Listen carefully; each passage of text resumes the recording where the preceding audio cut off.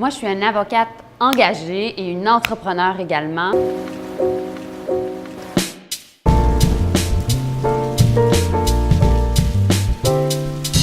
Après avoir pratiqué quelques années en droit, j'ai décidé de me lancer dans le monde des communications tout en continuant mon engagement social et en créant différents groupes de réflexion politique, tantôt destinés vers les jeunes, tantôt pour Montréal, et en m'impliquant aussi dans le monde des arts, dans la philanthropie.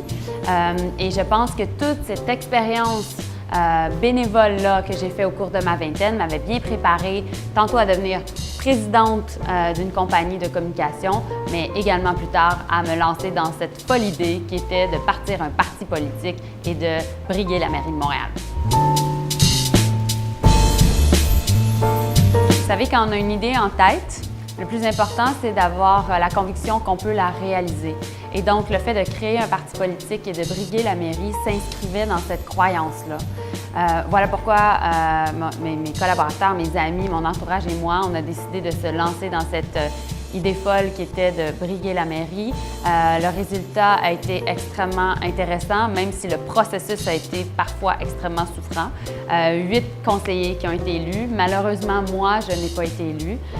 Et suite à ça, il a fallu que je prenne la décision à savoir qu'est-ce que j'allais faire. Est-ce que j'allais retourner dans le monde des affaires ou plutôt me relancer encore dans une deuxième vie politique? Et j'ai décidé de n'écouter que mon cœur et de me présenter pour le Parti libéral pour faire en sorte de devenir la candidate dans la superbe circonscription d'Hunswick-Cartierville.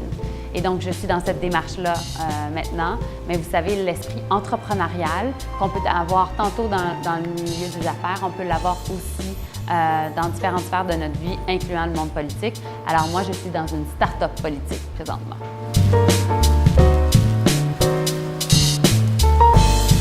Nous avons tous des rêves, des aspirations. Et puis, le but, en fait, que l'on se donne dans la vie, je pense, c'est de les réaliser. Et donc, moi, j'ai voulu m'associer à une cause qui fait en sorte, justement, de valoriser cette idée même qu'on a en nous un impact sur notre monde, sur notre vie, sur notre société.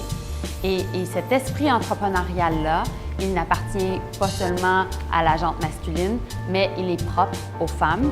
Et voilà pourquoi je pense que Women Inc. fait une extraordinaire initiative en valorisant cet esprit entrepreneurial-là, en valorisant le fait que les femmes puissent s'impliquer dans le monde des affaires, briguer les plus hauts postes, réaliser les entreprises qu'elles rêvent de développer, de monter, et bref, qu'elles puissent être des leaders positifs pour notre monde.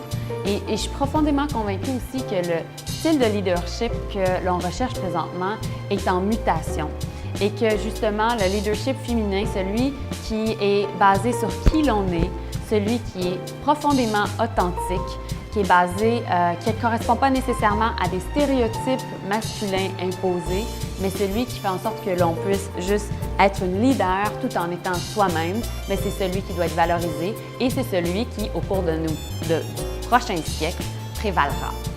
Alors, je vous invite à vous joindre à nous le 19 juin prochain. Nous serons plusieurs à vous attendre et à célébrer le leadership féminin au 3971 rue Robert à Montréal-Nord.